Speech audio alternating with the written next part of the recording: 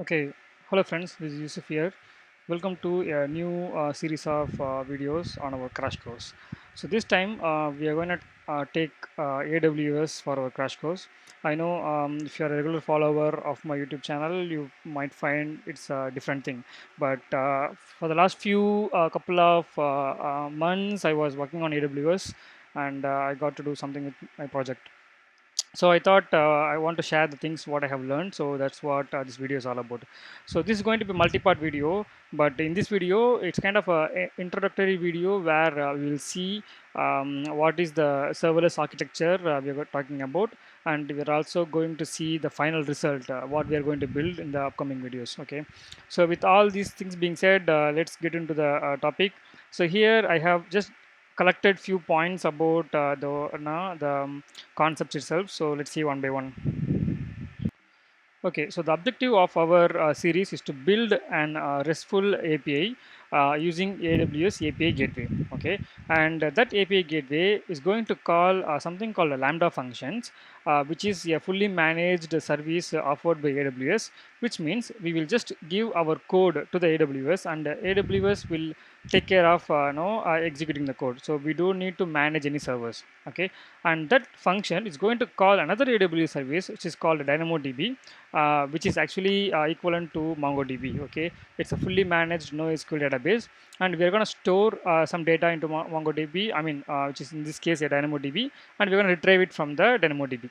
So this whole architecture is going to happen in a serverless manner, meaning that we are not going to own any server. Okay, so AWS will manage the server by themselves. We don't need to worry about upscaling or downscaling the servers, and then provisioning the space and so on. So the concept of serverless comes like this. Okay, it is not something that is not going to be any server.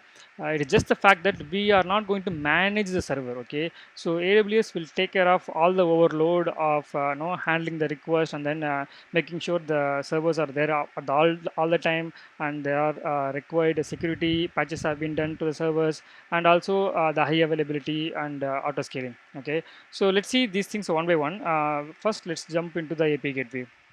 So here you can see API Gateway is a fully managed service that makes it easy for developers to create, publish APIs. So the main purpose of API Gateway is to create the APIs. Okay, and we can create many different APIs like WebSocket API, REST API, and so on. This tutorial will concentrate about REST APIs. Okay, and what is the benefit we are getting here? Actually, we are going to pay for APIs when only if we are getting the request. Okay, it is not something like after we deploy the API, our API into API gateway, we are not going to be charged for the whole day or a week on which we have deployed. Okay, only if the request comes in, only that time it will be charged. And AWS Lambda. So the Lambda is actually, the concept of Lambda is to write the code on the cloud. But again, we are not going to create any server for that separately. Okay, so AWS will run our code into some of their existing infrastructure. Okay, which we don't care. But what they are promising, that it's going to execute the code virtually, and you have zero administration, which means we don't need to think anything about whether the code will be there at the time of running it or not, whether know if suddenly I'm going to call 1,000 requests per second, whether my code will work efficiently or not. Those things we don't need to care about. Okay, because AWS will make sure that if suddenly it receives a lot of requests, it will create multiple instance of their own server, and they will replicate our Lambda code into multiple environment, and they will make sure that it's getting processed. That's a very good thing about the Lambda function. And also, we are going to pay only for the Lambda functions if it is invoked. Okay, so to give a scenario, say for example, we have an API. That API will be called maybe 10 or 20 times a day. Okay, but we don't know when the 10 or 20 times will be. Okay, it could be in the morning, it could be in the afternoon, or we don't know. But we want our server to available for the whole day to serve that request. Okay, if we have a server dedicated, then if we create our API on that server, then we need to pay for that server for the whole day. Okay, even though the server is not responding to the API for most of the day, but we need to keep the server alive, so that when the request comes on any part of the day, it will work. So but we are paying for the whole day for the server, okay. But if it is Lambda, the good thing is, even though we deploy our code, they will charge only if the Lambda is invoked, which means they will make sure the Lambda function is available throughout the day, and whenever the request comes, only that time for that request the charge will be happening, okay. So when I keep telling about charging, no need to panic. We have a free tier eligibility of invoking 1 million Lambda function calls per month, okay. Only after that you will be charged. That also very minimum charge, okay. That's a very great advantage of Lambda function. Then third one is DynamoDB. So DynamoDB, again, it's a fully managed, auto-scaled, durable security database, which is a NoSQL based. And you can see the stats here. It can handle up to 10 trillion requests per day, which is an insane number of requests per second. And if you drill down, it can, at the peak, okay, it can take 20 million requests per second. So now you can think about the performance of the DynamoDB which is offering. So it's a very no good solution to have, and we don't need to think about scaling up our database server, providing the space for the more data and so on. Everything will be handled by AWS automatically. Okay, so enough of theory. Let's jump into some code. So here I'm going to show you what we are going to build, okay. So this is my AWS console. You need to have an AWS account to do all these things. So you can go ahead and then register for free, but they would require a credit card, but don't worry, they won't charge anything until you are not crossing the free tier limit, okay. And that free tier is eligible for 1 year. So whatever we are going to do in this video or in this series will be covered as part of the free tier, okay. So no problem. Okay, so in this console, I'm just going to, I want to show what I have already built, okay, so that you'll get an idea what we are going to build in the upcoming videos, okay. So let me go to the DynamoDB. Either you can click type DynamoDB here, Dynamo, it will come, okay, click. So this is home page of DynamoDB, and you can see that in the table section, I have a table called customers, okay. If you go in, there's the overview, and in the item section I already have 5 items, okay. So it's a simple NoSQL DB which has customer ID, name, and then phone number, okay.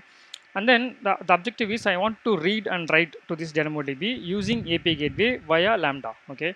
So let's go into API gateway. Again, you can go to services here and then search for API gateway here, or you can type API gateway, it will come. Right click and then open, it will come, open a new tab. So it's a home page of our AWS API gateway, in which I have already created few APIs. Let me open that one. Okay, so let's go to demo API.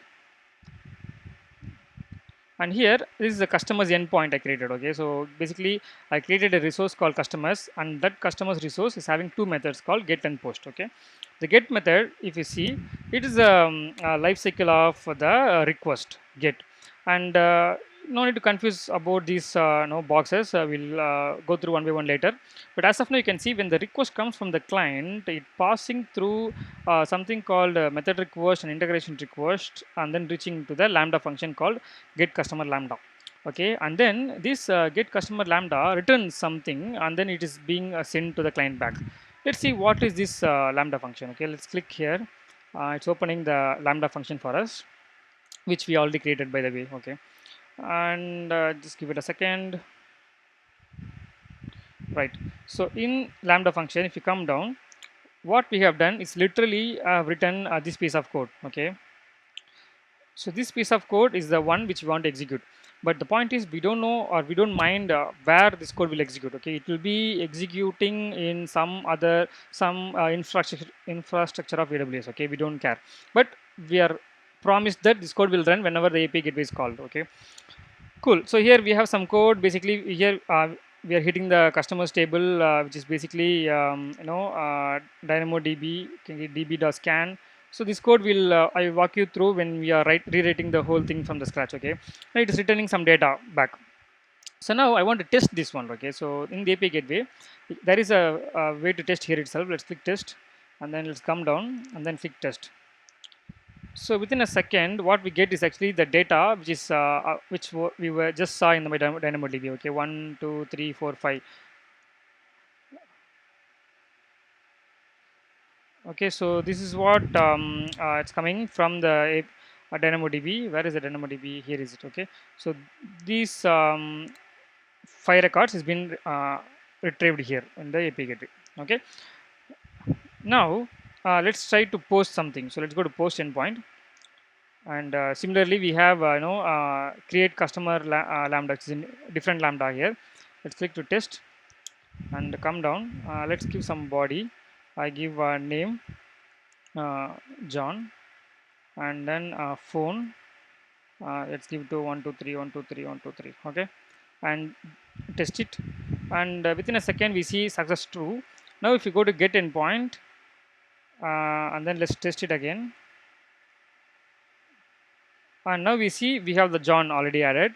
And if you go to DynamoDB and just refresh the table, and now we see the John is added. Okay, so you you seems like it's a simple REST API architecture, but we here there are a lot of good things are happening. We are not managing web server or app server or database server or anything. So everything is managed by AWS itself, and anything which is we are calling the API gateway, only that time we'll be getting charged. Okay, so during our upcoming videos, we'll go step by step, and then we'll see individual components in deep. Say for example, API gateway and what is the features of API gateway. Then we go to Lambda, what is the benefit of Lambda, and then we go to DynamoDB and so on. Okay, so I hope it will be interesting for you guys, and I'll see you in the next video when we start where we'll kickstart our tutorial, and we'll create our first API gateway endpoint from scratch. Okay, until then, thanks for watching. Bye bye.